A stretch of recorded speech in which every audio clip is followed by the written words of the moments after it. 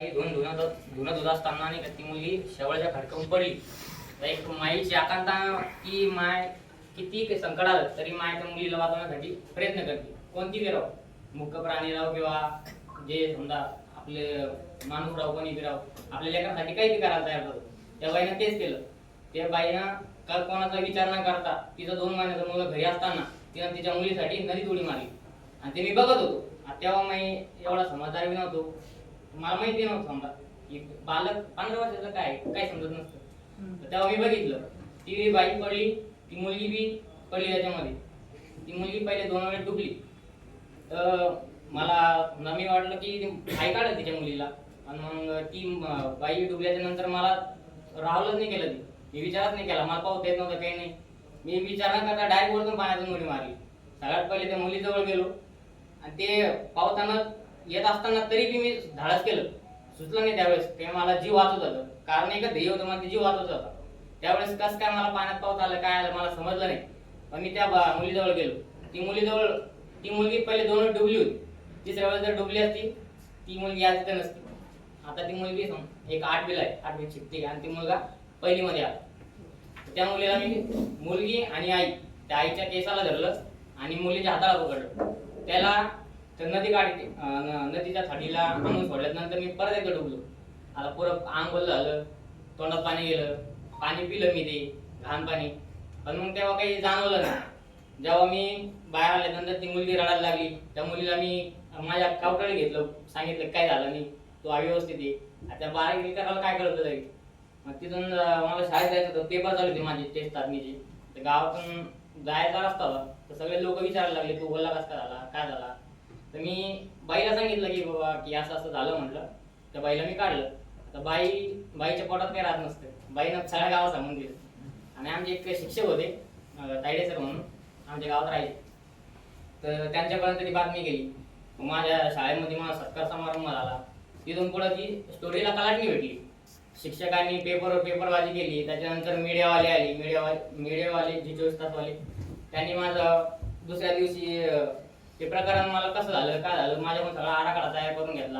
आणि 26 जानेवारी 2018 या टायमाला त्यांनी जी 24 तास या चॅनलला ते प्रदर्शित केलं. त्याच्यानंतर मला जी 24 तास तर्फे अनन्य सन्मान सोहळा म्हणून मुंबईमध्ये भेटला. त्यावेळेस उपस्थित होते मुख्यमंत्री देवेंद्र फडणवीस.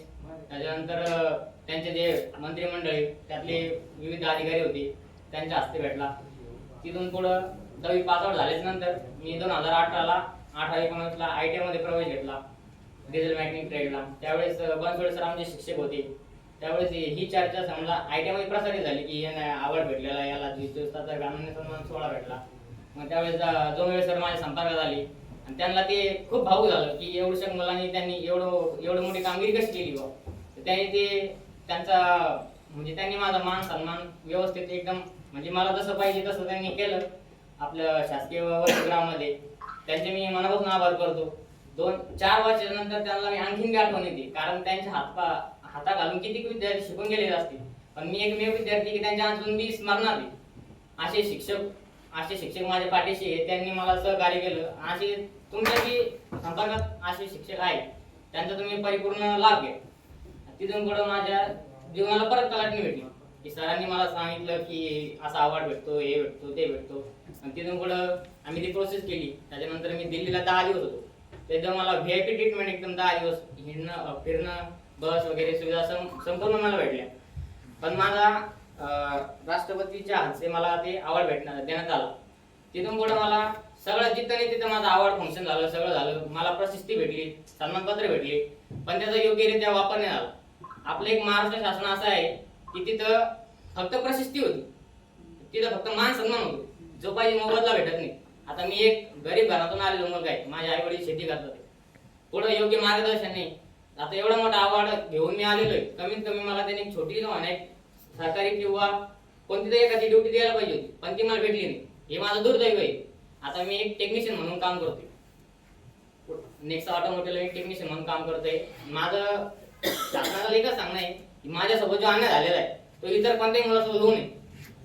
एवढंच मी आपले सर यांच्याकडून काही मदत झाली समजा की मला पुढं गव्हर्नमेंट ड्युटी किंवा काही छोटी मोठी ज्या माझ्या समजा आवडच्या हिशोबाने मला देणं अशी त्यांच्याकडे मी मागणी करतो, किंवा तुमच्याकडून जे प्रयत्न होतील ते माझ्यासाठी करा, कारण माझा अधिकार आहे तुम्हाला सांगण्याचा सर, की मी तुमचा विद्यार्थी राहिलेलो आहे आणि मी आता शिक्षक म्हणजे शिक्षक मार्गदर्शन करते, मी त्याच्या खाली चालणार आहे. तर इथं समजा तुम्ही मला एवढं बोलायची संधी दिली, माझं मनोगत व्यक्त करण्याची मला संधी दिल्याबद्दल मी तुमचे आभारी आहे. आता माझं एवढं काही बोललेलं नाही, चुकलं असेल तर माझ्याकडून क्षमा असावी सर. एवढं बोलून मी माझे 2 शब्द संपवतो.